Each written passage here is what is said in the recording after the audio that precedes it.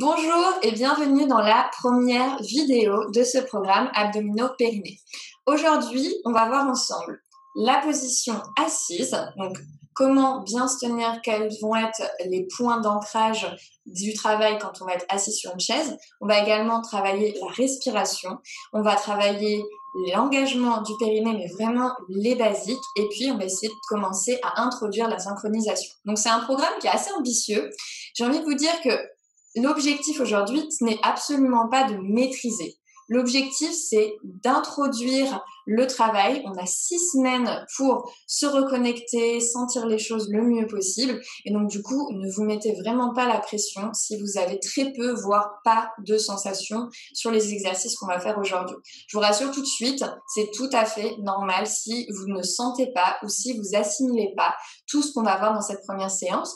L'objectif, c'est vraiment de poser les bases, de faire une introduction, de commencer à voir un petit peu comment est-ce qu'on va travailler et vous allez voir que petit à petit, ça va venir. Donc vraiment, je vous rassure tout de suite. Pour cette séance, vous allez avoir besoin d'un élastique. Alors, si vous avez déjà reçu votre élastique, c'est parfait, prenez-le. Si vous n'avez pas encore d'élastique, je vous invite à prendre un collant, par exemple, ou une sangle, quelque chose qui pourra être un petit peu élastique. Alors, il n'y a pas besoin que ce soit très élastique. C'est pour ça qu'un collant, par exemple, ça fera très bien l'affaire. Ça peut être aussi la ceinture, par exemple, d'un peignoir. Vous pouvez aussi utiliser. Et si vous avez votre élastique, encore une fois, prenez-le, on va s'en servir. Donc, pour commencer, on va mettre l'élastique de côté et on va travailler vraiment la posture. Donc, pour commencer la posture, on va déjà voir comment est-ce qu'on s'installe sur notre chaise. Donc, vous avez votre chaise. Moi, j'ai une chaise qui va être un petit peu arrondie avec des coudes qui reviennent, mais j'ai quand même la place de me mettre un petit peu sur le côté. Si vous avez une chaise carrée, eh bien, mettez l'angle entre les deux jambes et ensuite venez vous asseoir à l'avant de votre chaise. Les pieds sont écartés de la largeur des hanches et les pieds sont bien ancrés dans le sol, relâchés. Maintenant, quand on travaille la posture assise, on va toujours commencer de la chaise et puis on va remonter en fait tout le long jusqu'au sommet de la tête. Donc, au niveau de la chaise, comment ça se passe? Si on veut sentir comment bien faire, je trouve que c'est toujours intéressant de sentir qu'est-ce qu'il ne faut pas faire. Donc, je vous me mets de profil, mais vous pouvez rester de face. Je vous mets juste de profil pour que vous puissiez bien voir mes hanches. Vous allez volontairement venir vous asseoir sur l'arrière. Hop. Donc, vous relâchez un petit peu le dos et vous venez glisser pour sentir que vous êtes assis vraiment sur l'arrière, vraiment au niveau des muscles, en fait, des fessiers. Voilà. Donc là, c'est une position, vous voyez, dès que je viens m'asseoir sur l'arrière, j'ai le dos qui s'arrondit et j'ai les épaules qui rentrent. Je vous invite vraiment à le faire en même temps que moi. Donc voilà. Hop, on s'installe comme ça. Puis, on va venir s'installer à l'opposé avec un bassin en antéversion, donc vraiment cambré. Donc pour ça, vous allez attraper vos fessiers, hop, et puis vous allez venir, hop, les soulever. Voilà. Sentir que vous êtes assis presque sur l'avant, en fait. Vraiment l'avant, presque sur le pubis. Vous êtes assis vraiment sur l'avant. Et vous allez exagérer au maximum la cambrure. Donc vraiment, les épaules vers l'arrière et on exagère la cambrure. Voilà, pour sentir les deux extrêmes. Donc vous voyez, je suis assis sur l'arrière, vraiment les muscles des fesses, et hop, je viens m'asseoir presque sur l'avant. Et vous pouvez en faire quelques-uns comme ça. Déjà, ça fait de la mobilité au niveau du bassin, et puis ça permet vraiment de sentir les différentes amplitudes que vous pouvez avoir sur votre chaise. Maintenant que vous avez senti les différentes amplitudes, moi je vais vouloir que vous soyez assis sur les ischions. Alors les ischions, si vous mettez les mains sous les fesses, vous allez sentir, c'est les deux os que vous avez en dessous. Donc on sent les ischions, hop, voilà, mettez les mains sous les fesses pour les identifier, et puis ensuite, une fois que vous les avez identifiés, venez vous asseoir dessus. Donc quand on est assis sur les ischions, du coup, on a le bassin qui va être plutôt en position neutre. On n'est ni cambré, ni en rétroversion. On est vraiment neutre. Donc voilà pour le bassin. Une fois que votre bassin est placé, vous avez toujours l'angle de la chaise entre les deux jambes, le dos bien droit. On va remonter la colonne vertébrale, donc on va chercher l'autograndissement. Donc l'autograndissement, ça remonte la colonne vertébrale, ça passe par la nuque. Et imaginez que vous avez une queue de cheval placée au même endroit que la mienne, donc vraiment plutôt au sommet, à l'arrière du crâne. Eh bien, imaginez que quelqu'un tient votre queue de cheval et vous tire vers le haut par cette queue de cheval. Voilà. Et bien du coup, hop, là, quand vous pensez autograndissement, pensez queue de cheval tirée vers le haut. Et ensuite, on a souvent tendance à avoir un petit peu trop le menton devant, la tête qui avance. Donc pour venir replacer le menton, hop, on recule le menton. Queue de cheval, Autograndissement, menton reculé. Il nous reste les épaules. Les épaules, vous allez volontairement les passer à l'avant, puis les faire monter vers les oreilles, les emmener derrière et les redescendre derrière. Voilà. Et là, du coup, vous avez une bonne posture sur votre chaise. Je suis assise sur les ischions. Autograndissement de la colonne vertébrale jusqu'à l'arrière de la nuque par la queue de cheval. Le menton reculé pour pas avoir la tête qui avance. Les épaules tournées vers l'arrière. Et donc là, vous êtes dans une position assise. En fait, cette position assise, elle permet d'engager, sans que vous vous en rendiez compte, votre transverse. Votre transverse, c'est, comme on a vu dans la vidéo anatomique, l'abdominaux qui est le plus profond, et c'est avec lui qu'on va travailler justement pour pouvoir avoir une synergie entre le plancher pelvien, donc les muscles du périnée, les abdominaux profonds et le diaphragme. Le transverse, c'est un muscle postural, c'est-à-dire que pour l'engager, il faut être positionné correctement. C'est pas comme quand on travaille les biceps, par exemple les bras, où là je bouge mon biceps et je le fais travailler avec du mouvement. Le transverse, pour le faire travailler correctement, c'est de l'autograndissement, c'est de la posture. Donc c'est la différence entre les muscles posturaux et les muscles qui vont travailler en contracté relâché. Les dorsaux, c'est exactement la même chose. Ça se travaille sur la posture au quotidien. Vous pouvez bien évidemment faire des exercices pour les dorsaux, quand vous êtes par exemple sur le ventre, vous montez, vous descendez, vous pouvez faire des exercices pour tonifier vos dorsaux. Mais ce ne sera absolument rien comparé à le travail de votre posture qui là engage vos muscles dorsaux et les muscles des abdominaux, le transverse, dans une position naturelle au quotidien. Donc ça, c'est vraiment la base, c'est votre posture et c'est le plus important quand on commence. Alors maintenant qu'on a travaillé les placements pour la position assise, donc gardez cette position assise tout le long de la séance, c'est déjà un travail en soi, et on va commencer à travailler la respiration.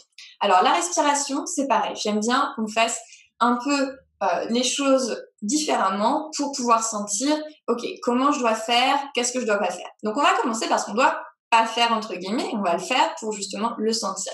Vous allez respirer volontairement dans la gorge. Alors respirez dans la gorge, vous allez aspirer par la bouche, souffler par la bouche, vous allez faire rentrer l'air vraiment au niveau du haut, donc sentez que l'air va rentrer dans la gorge et vraiment au niveau de la poitrine, mais on ne fait pas rentrer l'air du coup ni dans les côtes ni dans le ventre. Donc mais vraiment, vous respirez comme ça, vraiment par la gorge. Essayez de sentir ça. L'air ne rentre ni dans les poumons, ni dans le ventre, vraiment dans le haut. Donc, vous pouvez poser vos mains sur la poitrine, juste au-dessus, et sentir l'air qui rentre. Donc, cette respiration par la gorge, elle a tendance à vraiment assécher et elle n'oxygène absolument pas. Mais c'est bien de le faire volontairement pour le sentir. Donc, je vous invite à le faire un petit peu et d'essayer de sentir cette respiration dans la gorge. Très bien. Maintenant, vous pouvez arrêter. On va passer à la respiration dans le ventre. Alors, la respiration dans le ventre, elle n'est pas fausse, mais elle ne va pas correspondre à ce qu'on veut faire dans nos séances. Donc, pour sentir la respiration dans le ventre, vous allez venir placer vos mains sur votre ventre. Vous gardez votre autograndissement, hein, donc n'oubliez pas, le dos bien droit, par la queue de cheval, les épaules derrière. On est assis sur les ischions, autograndissement, et on met les mains sur le ventre. Et là, vous allez inspirer par le nez et vous allez essayer de gonfler le ventre volontairement le plus possible. J'inspire par le nez, je gonfle le ventre.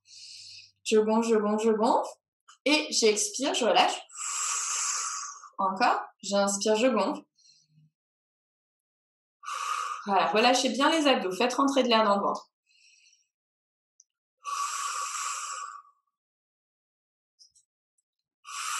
Encore une fois. Très bien.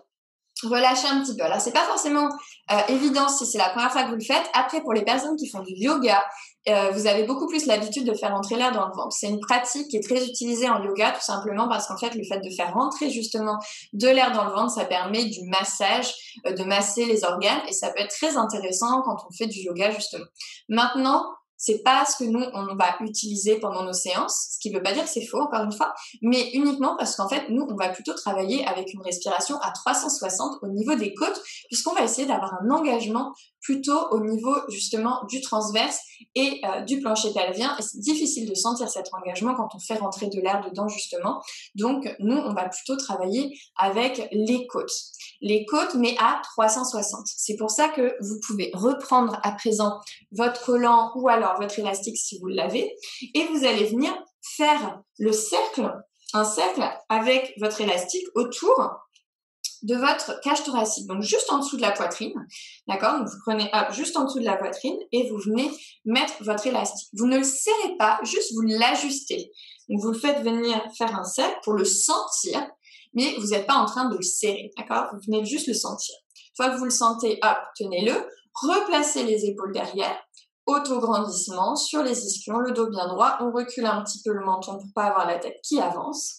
Voilà, et maintenant que vous êtes dans cette position-là, quand vous allez inspirer, vous allez venir faire rentrer de l'air dans les côtes à 360, donc sur les côtés, à l'avant et à l'arrière, au niveau de votre élastique. Donc en fait, quand vous allez inspirer, vous allez avoir les côtes qui viennent tirer contre l'élastique, qui viennent un peu repousser l'élastique vers les extrémités. Donc allez-y, inspirez dans les côtes et expirez. Sans monter les épaules. J'inspire et j'expire. Donc, quand vous inspirez, les côtes s'ouvrent. Vous expirez, les côtes se resserrent. Voilà, sentez contre l'élastique. Encore 2.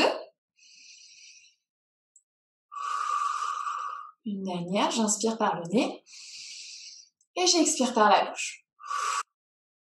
Très bien. Alors, ça, c'est la respiration à 360 et c'est la respiration que nous allons utiliser pendant les exercices.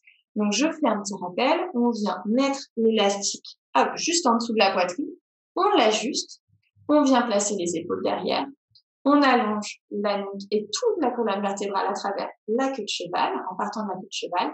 Auto-grandissement. Et quand j'inspire, je viens étirer contre l'élastique. Et sur l'expiration, je resserre les côtes. Très, très bien. C'est complètement OK si vous le sentez pas ou peu, d'accord? Encore une fois, maintenant, on va être amené à beaucoup le pratiquer et donc petit à petit, vous verrez que vous le sentirez de mieux en mieux. Donc, maintenant qu'on a vu la respiration à 360 et qu'on différencie bien cette respiration à 360 donc dans les côtes de la respiration qu'on a fait au début dans la gorge et de la respiration qu'on a fait ensuite dans le ventre, j'espère que vous sentez un petit peu la différence. Encore une fois, si vous ne maîtrisez pas encore, c'est pas un problème, mais j'espère que vous maîtrisez un petit peu la différence entre ces différentes respirations. À présent, on va travailler le périnée. Donc, on va mettre de côté la respiration pour le moment et on va se concentrer vraiment sur les muscles du périnée. Donc, toujours assis, même chose, auto-grandissement, on recule le menton, les épaules derrière, le dos bien droit, ni cambré, ni en rétroversion, vraiment cette recherche de auto-grandissement qui va être la plus importante. Maintenant, vous relâchez bien vos épaules, pensez pas trop à votre respiration et on va se concentrer vraiment sur les différentes insertions de vos muscles du périnée. Donc, comme je vous ai dit, c'est un plancher pelvien, un ensemble de muscles avec des insertions à l'avant, à l'arrière et sur les côtés. L'avant et l'arrière sont des sphincters, qui sont beaucoup plus faciles en général à sentir. Donc, l'avant, le périnée antérieur, on est sur le pubis. Donc, imaginez tout simplement que vous retenez une envie de faire pipi. Donc, auto-grandissement. Et vous allez retenir une envie de faire pipi. Relâchez. Retenez une envie de nouveau. Relâchez. Encore une fois, retenez une envie et relâchez. Donc là, cette sensation-là, quand vous sentez un petit peu, ça peut être très léger, ça peut être plus ou moins bien senti en fonction de l'habitude que vous avez de faire travailler ce muscle-là. Mais les sensations que vous avez quand vous retenez une envie de faire pipi, vous engagez les muscles du périnée antérieur. Maintenant, on va faire la même chose au niveau de l'anus, qui est le deuxième orifice, et on va être en train de retenir un gaz. Donc, juste auto-grandissement, les épaules relâchées, le dos bien droit. Sentez que vous retenez un gaz. Relâchez. Retenez. relâchez, encore une fois, retenez et relâchez. Est-ce que vous sentez la différence entre l'avant et l'arrière? Normalement, vous devez sentir, c'est pas exactement, vous contractez pas exactement aux mêmes endroits. Ça peut être subtil encore une fois, donc il va falloir s'entraîner et le pratiquer pour sentir la différence. Mais essayez déjà de vous concentrer, dire ok, quand je retiens une envie de faire pipi, c'est plus à l'avant, quand je retiens un gaz, plus à l'arrière, et donc on est sur le périnée antérieur et postérieur. Maintenant, on va travailler sur le périnée au niveau latéral. Le périnée au niveau latéral, les insertions sont au niveau des ischions. Les ischions, vous vous rappelez, c'est les petits os qu'on a en dessous. Donc vous pouvez remettre les mains en dessous des fesses pour sentir vos os. Voilà, ensuite vous pouvez retirer, remettre votre dos bien droit, auto-grandissement. Et là, vous allez essayer de sentir que vous essayez de rapprocher les deux os l'un de l'autre. Alors bien sûr, c'est impossible et ça ne va pas bouger d'un centimètre, c'est de la visualisation. Donc auto-grandissement, visualisez les insertions des deux côtés au niveau des os, au niveau des ischions. Et essayez d'imaginer que vous essayez de rapprocher les ischions l'un de l'autre. Donc vous rapprochez et écartez. Rapprochez les ischions et écartez. Encore 2, rapprochez et écartez. Une dernière fois, rapprochez les ischions et écartez les ischions. Alors, vous allez sûrement me dire, moi, je contracte les fessiers. Et c'est ça le plus difficile. C'est qu'en fait, on n'a pas forcément envie de contracter les muscles fessiers. Les muscles fessiers, ils restent relâchés. C'est plus subtil que ça. Alors, si vous sentez que vous contractez les fessiers, essayez de serrer un peu moins fort. Parce que souvent, quand on serre très fort, on contracte tous les muscles et on ne sent pas les subtilités. Donc, essayez de contracter un cran en dessous, un petit peu moins fort pour ne pas sentir justement les fessiers qui se contractent, mais être un petit peu plus dans la subtilité. On va recommencer pour récapituler un petit peu.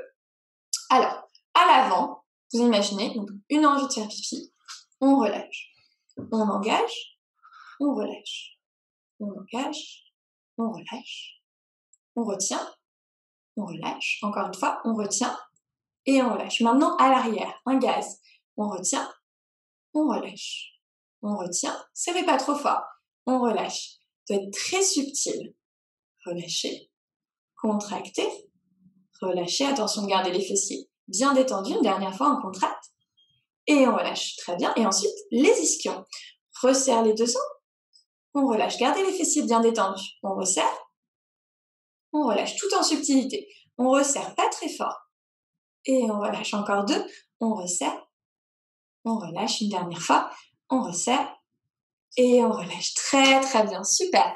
Donc ça c'est pour identifier les différentes insertions au niveau de votre périnée. Donc bien évidemment, je n'attends pas que vous sentiez tout dès aujourd'hui. On va le repratiquer au fur et à mesure et vous verrez que, à force de pratiquer, les connexions se refont. Le message envoyé par vos muscles retourne au cerveau et il y a des échanges qui se font. Le problème, c'est que quand on n'a jamais travaillé ou que ça fait très longtemps qu'on n'a pas travaillé ces muscles-là, voire jamais, les connexions sont complètement endormies. Elles existent, mais elles sont endormies. Et du coup, il faut les stimuler pour qu'il y ait des échanges qui se fassent entre le cerveau et ces muscles-là pour permettre d'avoir un ressenti. Quand vous le faites comme ça, que vous visualisez, ça se passe, mais il n'y a pas d'échange de messages au niveau du système nerveux et au niveau du cerveau, et donc du coup vous n'avez pas le retour, donc vous n'avez pas les sensations. Donc c'est important de pratiquer et de vous concentrer le plus possible pour pratiquer au mieux, et vous verrez que petit à petit, ça va venir de plus en plus. Maintenant, j'ai envie qu'on pratique un petit peu l'engagement du périnée avec toutes les insertions en même temps. Alors, je prends souvent plusieurs images pour expliquer ça, mais vous allez avoir l'image de l'ascenseur, par exemple. Donc, on imagine les 4 insertions, les 2 ischions au niveau de l'anus et du pubis, donc les 4 ensemble. Imaginez que ça forme un losange, d'accord? Et imaginez que ces 4 insertions, donc ce losange, va être aspiré vers le haut, donc hop, remonte, va être aspiré vers le haut comme un ascenseur. Ça monte, ça monte, ça monte, ça monte, et tout doucement, ça redescend. Ça monte, l'ascenseur, les 4 insertions montent ensemble, montent, et redescendent, sans contracter les fessiers. Les 4 insertions montent progressivement ensemble, redescendent, très très bien, de nouveau, les insertions montent ensemble et redescendent. Donc ça, c'est une image. Vous pouvez utiliser l'image de l'ascenseur si ça vous parle. N'oubliez pas toujours, autograndissement. Si jamais vous avez perdu le fil, replacer les épaules derrière, le menton, auto-grandissement par la queue de cheval, le dos bien droit, assis sur les ischions. Une deuxième image qui peut fonctionner, c'est l'image d'un mouchoir. Vous imaginez un mouchoir que vous placez à plat, que vous étalez. Quand vous attrapez le mouchoir et que vous venez le soulever, le mouchoir remonte avec toutes les extrémités qui remontent ensuite. Vous pouvez imaginer ça. Imaginez que votre plancher pelvien, c'est un mouchoir qui est posé au sol, donc qui vient vraiment comme un hamac, plafonner en dessous les organes qui viennent tout tenir, donc comme un hamac qui soutient tous ces organes. Et donc vous imaginez que vous aspirez le hamac et que tout remonte, et vous relâchez le hamac qui reprend sa forme initiale. Vous aspirez le hamac, ça monte, ça monte, ça monte. Et vous relâchez le hamac qui revient prendre sa forme initiale. Encore une fois, vous aspirez le hamac et vous relâchez le hamac. Une dernière fois, aspirez le hamac et relâchez. Très très bien. Donc c'est une deuxième image qui peut vous parler. Et alors la troisième image que je vais utiliser aujourd'hui, moi c'est ma préférée, c'est celle que j'utilise le plus, et donc je vais vous bassiner avec ça pendant les 6 prochaines semaines, c'est le zip. Alors le zip, celles qui ont déjà fait d'autres programmes avec moi, vous y êtes assez familières parce que j'en parle tout le temps. Et donc, je vais vous en introduire, du coup, ce fameux zip. Donc, auto-grandissement de nouveau, les épaules derrière, on recule le menton, la queue de cheval vers le haut, le dos bien droit. Le zip, c'est très simple. Vous imaginez que vous avez un jean qui est un peu trop petit, un jean qui est bien rêche, bien serré, que vous n'avez pas mis depuis longtemps. Et vous imaginez que ce jean, il a une fermeture éclair qui part vraiment du pubis. Et la fermeture éclair remonte, remonte, remonte, remonte jusqu'au-dessus du nombril. Et donc, en gardant votre auto-grandissement, partez vraiment du pubis, la fermeture éclair, et remontez tout doucement cette fermeture éclair, tout doucement, tout doucement, tout doucement, tout doucement, tout doucement. Donc, on est obligé d'engager. Hop, on engage, on engage, on engage, on engage, on serre la fermeture éclair. Donc, il faut rentrer le ventre sans contracter les fessiers. On garde les fessiers relâchés, mais on monte la fermeture éclair jusqu'en haut. Et on redescend la fermeture éclair, on relâche. Réessayez cet exercice-là. Alors, la fermeture éclair, ce que j'aime bien, c'est qu'en plus de sentir le plancher pelvien, donc de faire l'aspiration comme on a fait juste avant, on engage aussi le transverse, parce que pour fermer cette fermeture éclair, il faut aspirer le transverse, donc l'abdominaux, qui est le plus profond. Donc, auto-grandissement, dos bien droit, voilà, regardez loin devant vous, et imaginez cette fermeture éclair, on zip tout doucement, on monte le zip, on zip, on zip, on zip, on zip, on zip, on zip, et on redescend. Très, très bien, super. Donc, ce fameux zip, je vais beaucoup vous en parler. Quand je parle de zip, ça veut pas dire je contracte les fessiers. Ça veut pas dire je rentre le ventre. Ça veut dire j'aspire vers le haut. Et donc, je vais vous montrer la différence entre vraiment, quand vous êtes ici, si je resserre un petit peu mon t-shirt, pour que vous voyez bien mon bassin. Et donc, il y a une différence entre je rentre le ventre, ici, où là, vous voyez que quand je rentre le ventre, il y a une petite bascule du bassin. En fait, je fais une rétroversion en général si je veux vraiment rentrer le nombril ici, hop, il y a une rétroversion du bassin. Moi, je veux pas que vous ayez de rétroversion du bassin quand on travaille le transverse et le périnée, je veux que vous soyez en auto-grandissement. Donc, pour travailler l'auto-grandissement et bien engager ces muscles-là, ça veut dire je rentre le ventre, mais j'aspire. Hop, je zip. Et donc là, je zip. Hop. Au final, ça rentre mon ventre, effectivement, mais je n'ai pas rentré le nombril comme ça. Sentez bien la différence entre je zip, hop, j'engage, ou alors je rentre le ventre. D'accord? Sentez les deux. Et maintenant, sentez aussi la différence entre je zip avec les fesses relâchées contre je zip avec les fesses contractées. Essayez de sentir. Donc pour sentir, c'est toujours bien de faire volontairement l'inverse.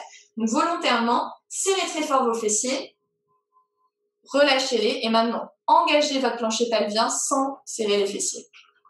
Voilà, très bien. J'espère que ça vous aide. Et donc du coup, hop, ça permet d'avoir fait un petit tour d'horizon. Donc si je récapitule ce qu'on a vu dans cette première vidéo, vous avez la posture assise, autograndissement, assis sur les ischions, à l'avant de la chaise, le dos bien droit, par la queue de cheval on étire, on recule le menton, on recule les épaules et on les redescend. Ça, c'est votre posture. À partir d'aujourd'hui, imaginez que je suis sur votre épaule toute la journée et que je vous dis tout le temps autograndissement, autograndissement, autograndissement. Ça doit devenir vraiment quelque chose de très, très répétitif pour que ça s'ancre et que ce soit plus un effort de le faire. Il va falloir se faire un petit peu violence au début pour le pratiquer et vous verrez qu'au bout de quelques semaines, ça deviendra beaucoup plus naturel et sans vous en rendre compte, en fait, vous allez être en train de vous auto-grandir. Donc ça, c'est la première chose. La deuxième chose, c'est la respiration à 360. Et n'hésitez pas à reprendre l'élastique pour repratiquer, bien sentir que vous respirez dans les côtes à 360 degrés. Et enfin, la dernière chose, c'est le plancher pelvien. Entraînez-vous à sentir la contraction à l'avant, la contraction à l'arrière, la contraction sur les côtés et l'engagement du tout. Maintenant, une dernière chose qui va être très importante sur l'engagement du plancher pelvien, ça va être de toujours le relâcher. Et ça, c'est très, très important, puisque si on ne fait que le contracter tout le temps, c'est un groupe musculaire. Donc, comme n'importe quel autre groupe musculaire, il va dysfonctionner. Et c'est souvent le problème chez les athlètes. Il y a beaucoup d'athlètes qui ont des fuites urinaires parce qu'en fait, ils ont une tonicité abdominale trop importante, un manque de relâchement et d'étirement des abdominaux et du périnée, ce qui augmente les pressions intra-abdominales et au niveau du périnée. Et quand on a trop de tension, eh bien, c'est exactement la même chose que quand on n'en a pas assez. Quand on est trop relâché et quand on est trop tonique, on a exactement les mêmes problèmes. Douleur pendant les rapports sexuels, douleur au niveau lombaire, au niveau du dos, problème de posture, d'autograndissement et de fuite urinaire. Donc, ça va être très, très, très important de travailler sur le relâchement également. Ce qui veut dire qu'à chaque fois que vous allez faire ces exercices où vous aspirez votre périnée, donc vraiment que ce soit l'ascenseur, que ce soit le mouchoir ou que ce soit le zip, à chaque fois que vous le faites, pensez aussi pour le périnée à relâcher. Alors, ça veut dire qu'on garde la posture, parce que la posture, c'est tout le temps, mais la contraction, le fait vraiment de contracter, c'est important aussi de relâcher. Tout simplement parce que si vous faites que contracter, le muscle va être très rêche, très contracté, et il ne sera pas élastique. Et s'il n'est pas élastique et tonique à la fois, eh bien, vous allez avoir les mêmes soucis. Donc, s'il est trop élastique et qu'il n'y a pas du tout de tonicité, on a des soucis. Si c'est hypertonique, on a des soucis aussi. Donc, il faut travailler les deux. Travailler vraiment la contraction, l'engagement et le relâchement. Donc, à chaque fois que je vais vous dire relâcher, n'oubliez pas de relâcher. Je sais que ça peut être difficile parfois, surtout quand on a des soucis de fuite urinaire ou un manque de tonicité, de travailler le relâchement. Alors, je vous invite, quand vous allez aux toilettes, de prendre une petite minute, pas plus, parce qu'on ne cherche pas à être longtemps sur les toilettes, c'est mauvais pour la circulation des jambes, donc on évite de rester trop longtemps sur les toilettes, mais de travailler 5 fois le relâchement. Donc, quand vous êtes sur les toilettes, vous n'aurez pas cette appréhension de relâcher complètement. Donc, ça peut être le bon moment pour vraiment vous dire, OK, j'essaye vraiment de sentir le relâchement maximum.